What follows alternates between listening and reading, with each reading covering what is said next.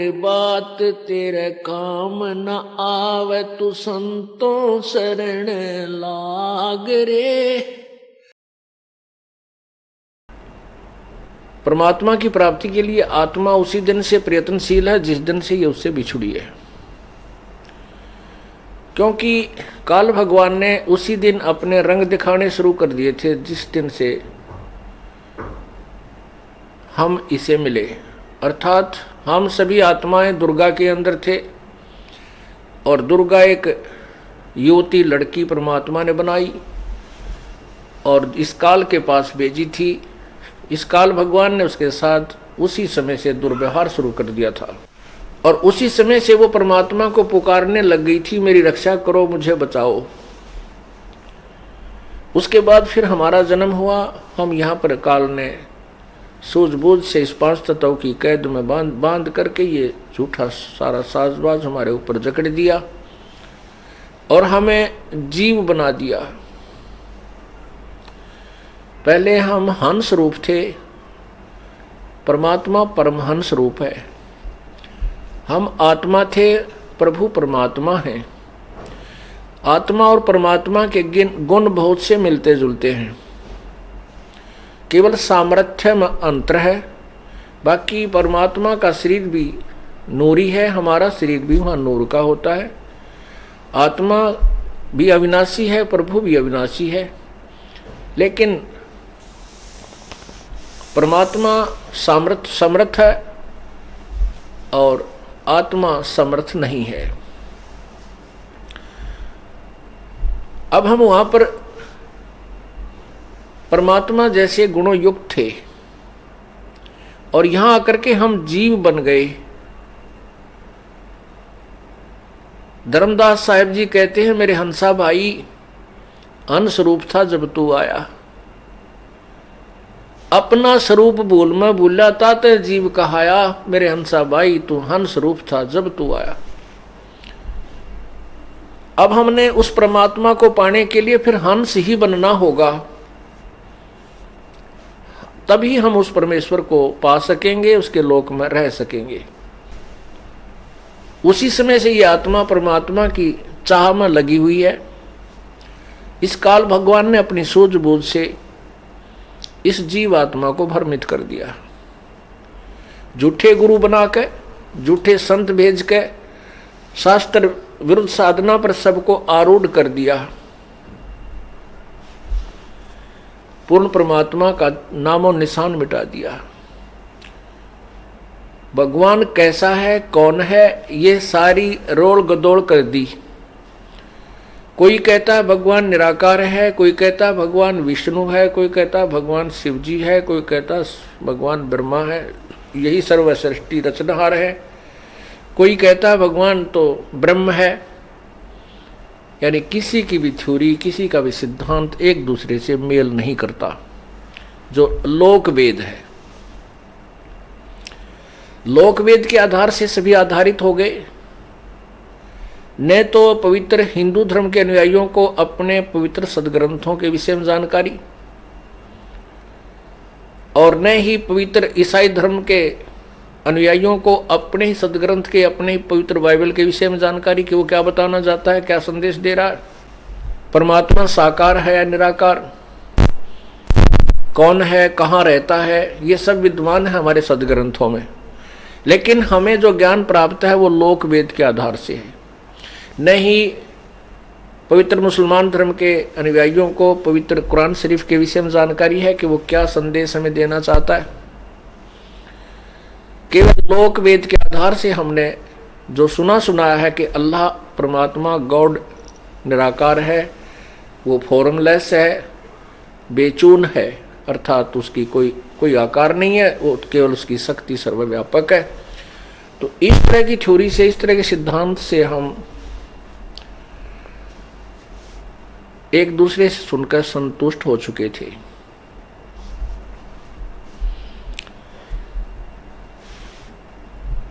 अब जैसे कोई श्री विष्णु जी का उपासक है, विष्णु जी की मूर्ति उसके पास है, प्रतिदिन उसकी सेवा करता है, तिलक लगाता है, सब तरह से कर्मकांड भी करते हैं, और फिर उनसे कोई पूछे भी भगवान कैसा है, कहते हैं वो तो निराकार है।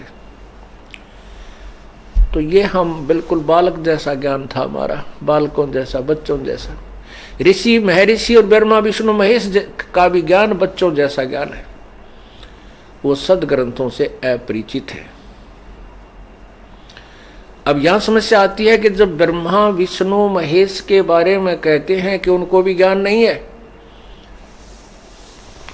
तो ये एक बहुत अभद्र सी बातें लगती है, अभद्र सी स्टेटमेंट लगती है। किनको? जिन्होंने आज तक तत्वज्ञान कभी सुना ही नहीं और जिन्होंने अपने सदग्रंथों का भी ज्ञान नहीं।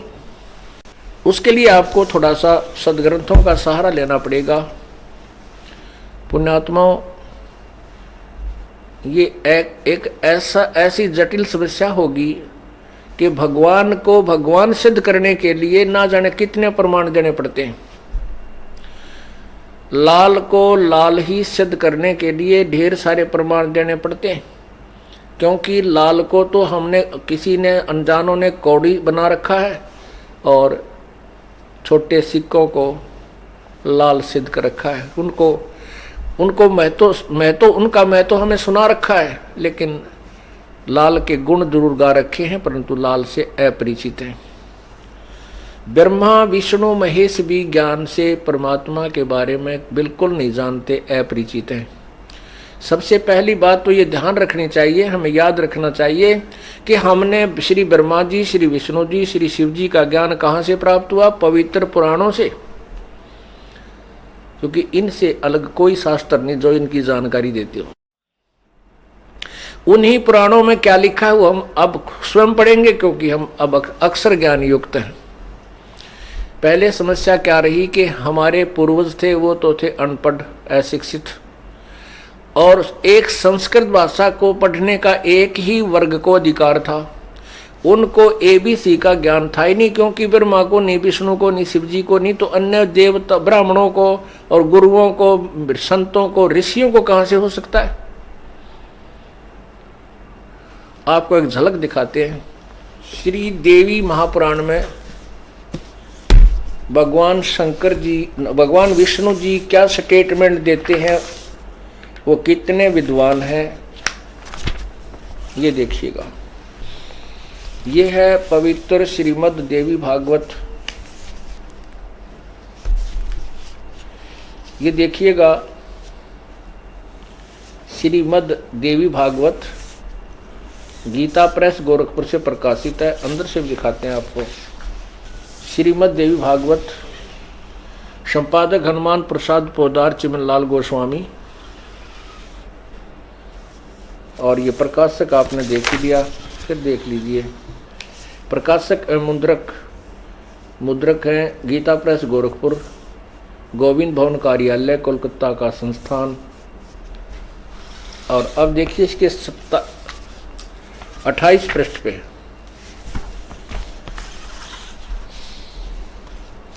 ये है पहला सकंद और अध्याय नंबर 4, पहला सकंद अध्याय नंबर 4, क्योंकि ये 3 यहाँ समाप्त होता है। 1 से 3 की व्याख्या 27 पर समाप्त हो जाती है, 27 से ही चौथा प्रारंभ हो जाता है। 28 पे हम आपको पढ़कर सुना रहे हैं। 28 पे, ये 28 है।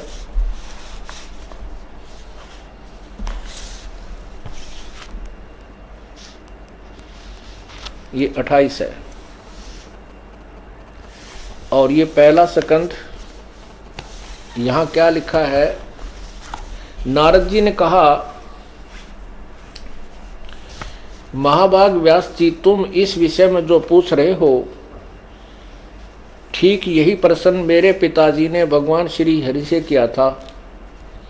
वेदादि देवाधिदेव, यानी भगवानों के भगवान, देवताओं के देवता भगवान, जगत के स्वामी हैं। लक्ष्मी जी उनकी सेवा में उपस्थित रहती हैं। दिव्य कौस्तुभमणि उनकी शोभा बढ़ाती है। वे शंख चक्र गदा लिए रहते हैं, पीतांबर धारण करते हैं, 4 भुजाएं, वक्षस्थल पर श्रीवत्स चिन्ह चमकता रहता है। वे चराचर जगत के आश्रयदाता हैं। जगत गुरु एवं देवताओं के भी देवता हैं। ऐसे जगत प्रभु भगवान श्री हरि महान तप कर रहे थे, उनकी समाधि लगी थी। यह देखकर मेरे पिता ब्रह्मा जी को बड़ा आश्चर्य हुआ, नारद जी बता रहे हैं। अतः उन्होंने उनसे जानने की इच्छा प्रकट की। ब्रह्मा जी ने पूछा, प्रभो आप देवताओं के अध्यक्ष, जगत के स्वामी, भूत भविष्य एवं वर्तमान सभी जीवों के एकमात्र शासक हैं। भगवान फिर आप क्यों तपस्या कर रहे हैं और किस देवता की आराधना में ध्यान मगन है? मुझे असीम आश्चर्य तो यह हो रहा है कि आप देवेश्वर एवं सारे संसार के शासक होते हुए भी समाधि लगाए बैठे हैं। ब्रह्मा जी के विनीत वचन सुनकर भगवान श्री हरि ने कहने लगे, भगवान ब्रह्मन सावधान होकर सुनो, मैं अपने मन का विचार व्यक्त करता हूँ। देवता, दानव, मानव ये सब यही जानते हैं कि तुम सृष्टि करते हो, मैं पालन करता हूँ और संकर संहार किया करते हैं। किंतु फिर भी वेद के पारगामी पुरुष अपनी युक्ति से यह सिद्ध करते हैं कि रचने, पालने और संहार करने की यह योग्यता जो हमें मिली है, इसकी अधिष्ठात्री शक्ति देवी है। वे कहते हैं कि संसार की सृष्टि करने के लिए तुम में राजसी शक्ति का संचार हुआ है, मुझे सात्विक शक्ति मिली है और रुद्र में तामसी शक्ति का आविर्भाव हुआ है। उस शक्ति के अभाव में तुम इस संसार की सृष्टि नहीं कर सकते, मैं पालन करने में सफल नहीं हो सकता और रुद्र से संहार कार्य होने भी संभव नहीं है।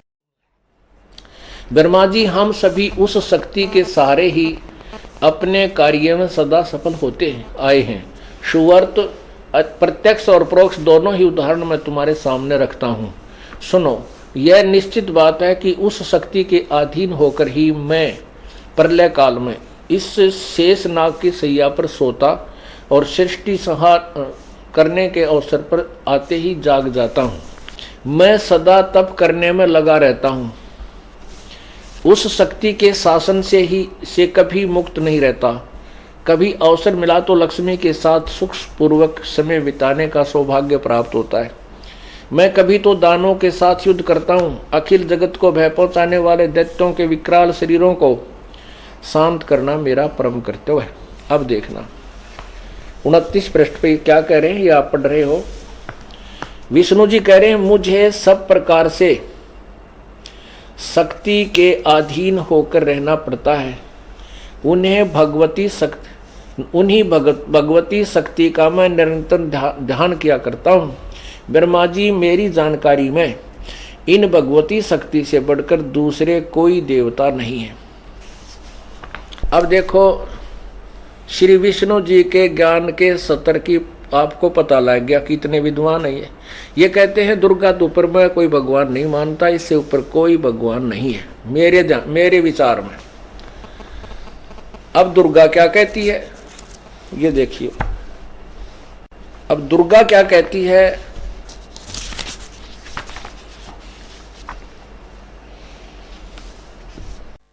अभी आपने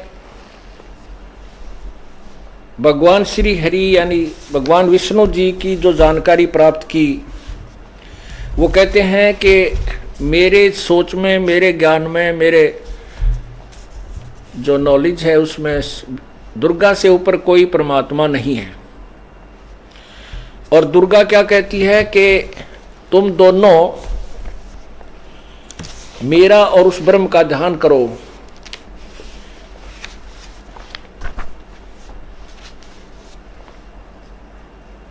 और वो सच्चिदानंद परमात्मा पूर्ण ब्रह्म ही सबका पूज्य है। यानी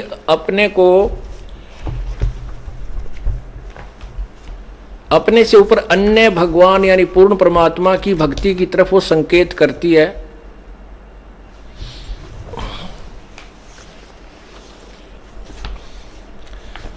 यह सकंद, 9वां सकंद,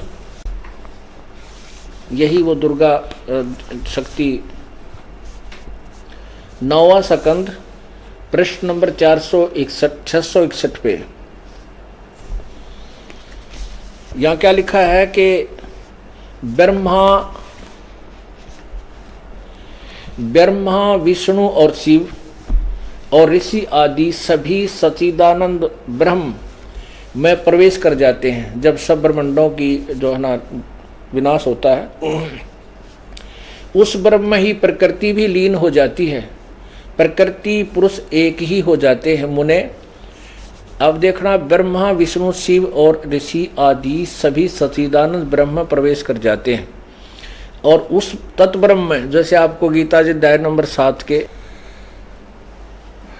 मंत्र नंबर 29 में विवरण सुना कि गीता ज्ञानदाता कहता है कि उस तत्वब्रह्म को जानकर सब सारे सर्व अखिल जो है ज्ञान को, तत्व ज्ञान को समझकर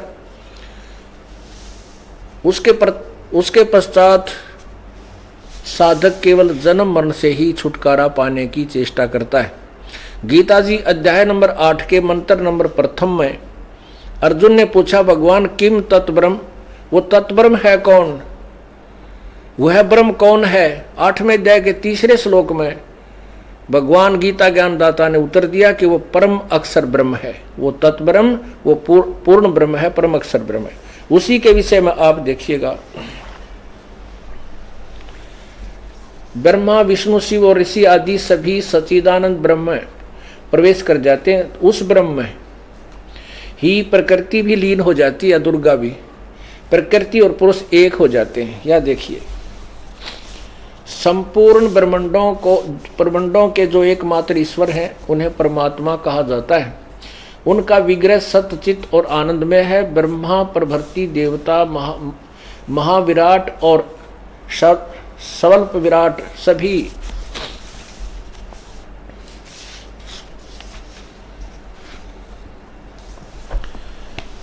परम प्रभु परमात्मा के अंश हैं।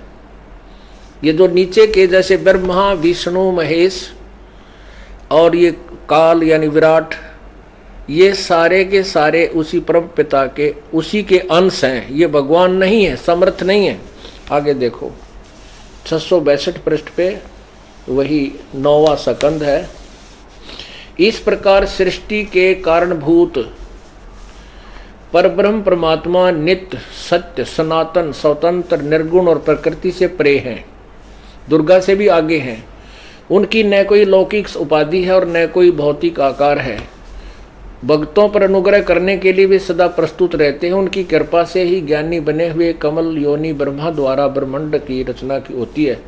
शिव को मृत्युंजय और सर्वशक्तिताओं कहा जाता है। वे सर्वेश एवं महान तपस्वी हैं। परब्रह्म को जानकर उनकी तपस्या के प्रभाव से संहार कार्य में सफल होते हैं। यानी विष्णु ब्रह्मा शिव सफल नहीं है, समर्थ नहीं है, ये उस परमात्मा की शक्ति लेकर आगे कार्य करते हैं।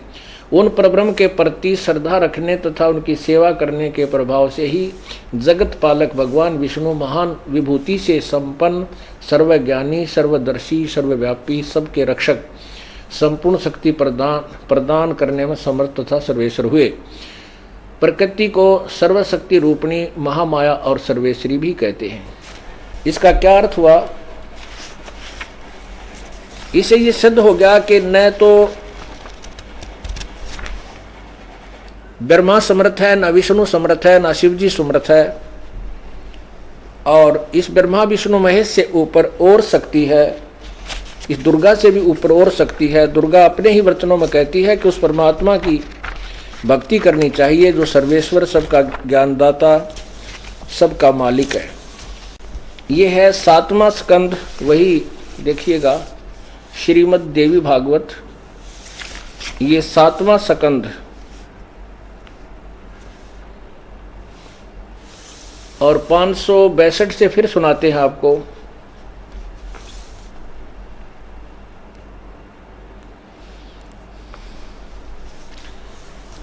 अब आपने सुना, आपने भगवान विष्णु जी की स्टेटमेंट सुनी कि मैं तो दुर्गा से ऊपर किसी को भगवान नहीं मानता। अब दुर्गा क्या कह रही है वो सुनो, पढ़िए स्वयं अपनी आंखों से। देवी द्वारा हिमालय को ज्ञान उपदेश, या खुद देवी कह रही है। श्री देवी जी कहने लगी, पर्वतराज, इस प्रकार योग युक्त होकर मुझ ब्रह्म स्वरूप देवी का ध्यान करे। यह ध्यान आसन पर भली भांति बैठकर अहेतुकी भक्ति के साथ करना चाहिए। आगे देखो उस ब्रह्म का क्या स्वरूप है। अब देखो ये सभी उवाबाई का ज्ञान देते हैं, जीव को भ्रमित करते हैं। दुर्गा पहले तो कह रही है कि मेरा ध्यान करो, अब कहती है उस परमात्मा के बारे में बताती हूँ जो सर्वशक्तिमान है, सबका पालक है, वही पूजा के योग्य है। ये देखो उस ब्रह्म का क्या स्वरूप है यह बतलाया जाता है, जो प्रकाश रूप सबके अत्यंत समीप में स्थित हृदय रूप गुहा में स्थित होने के कारण गुहाचर नाम से प्रसिद्ध और महान पद अर्थात परम प्राप्य है। वह समस्त प्रजा के ज्ञान से परे है। अब देखो क्या कह रही है दुर्गा कि वो परमात्मा तो सबके ज्ञान से पार है, अर्थात उसके विषय में कोई नहीं जानता। अब देखो आगे क्या बताते हैं, अर्थात किसी की बुद्धि में आने वाला नहीं है, यह तुम जानो।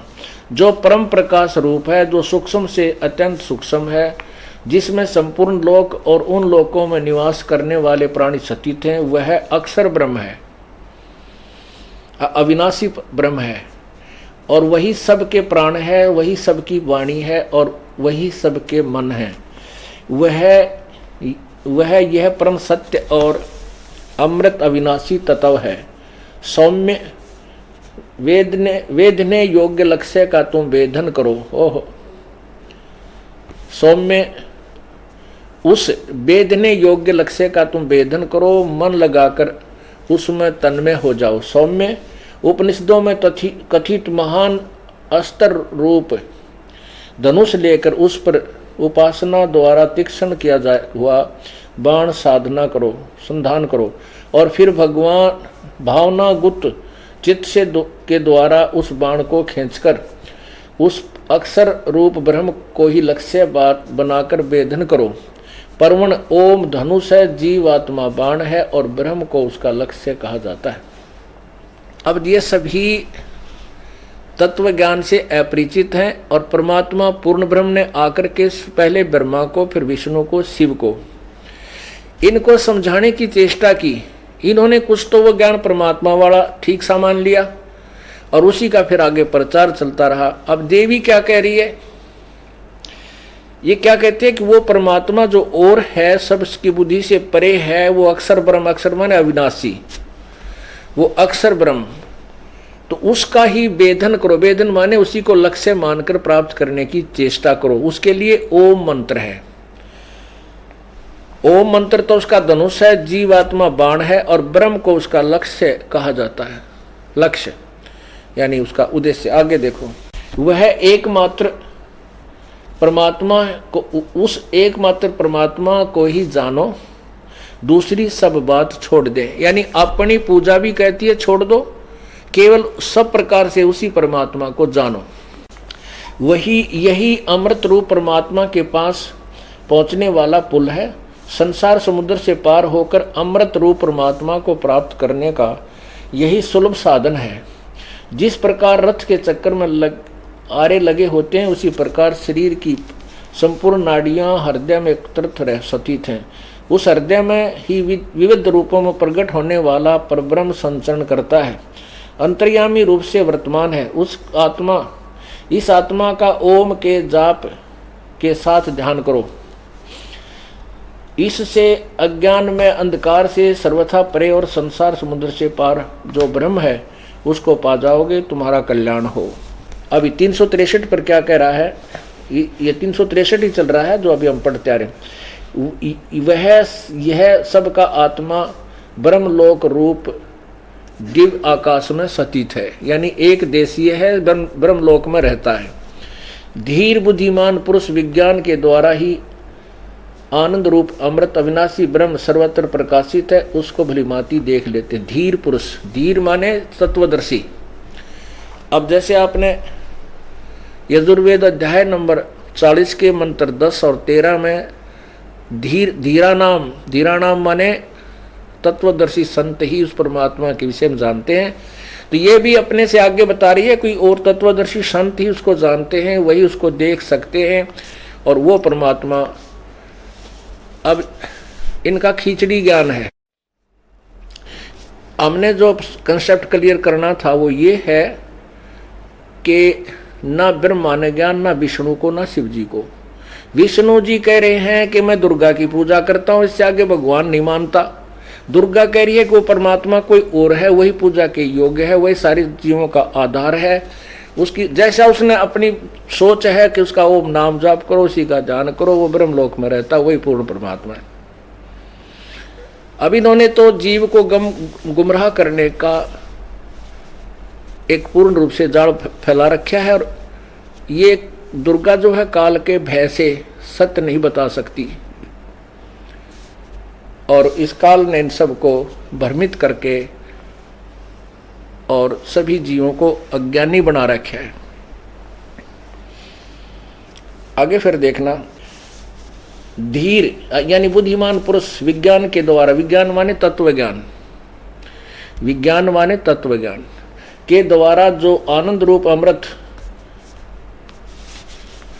अविनाशी ब्रह्म सर्वत्र प्रकाशित है, उसको भली भांति देख लेते हैं। यानी साकार हुआ जब देख लेते हैं, उस कार्य कारण रूप पुरुषोत्तम को देख लेने पर इस जीव के हृदय की गांठ अविद्या टूट जाती है, सारे संशय नष्ट हो जाते हैं, और सब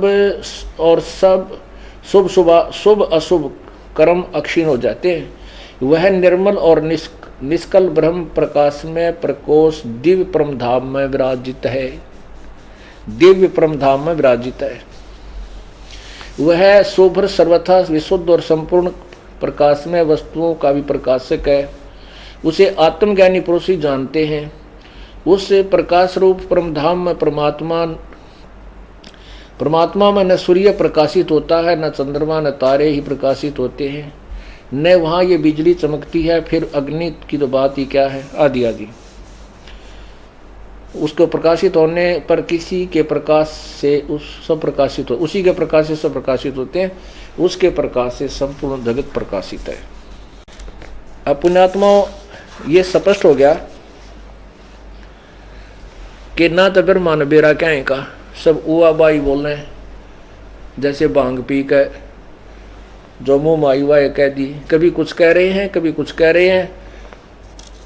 कहते हैं सतगुर बिन काहू न पाया ज्ञाना, जो थो था बुछड़े किसाना। गुरु बिन वेद पढ़े जो प्राणी, समझे न सार रहे अज्ञानी।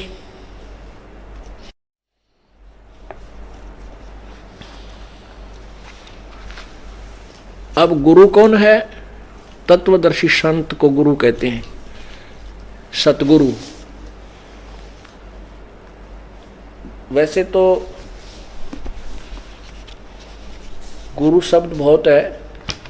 गुरु का अर्थ होता है ज्ञान प्रदान करने वाला, अंधेरे से उजाले की ओर ले जाने वाला, टीचर।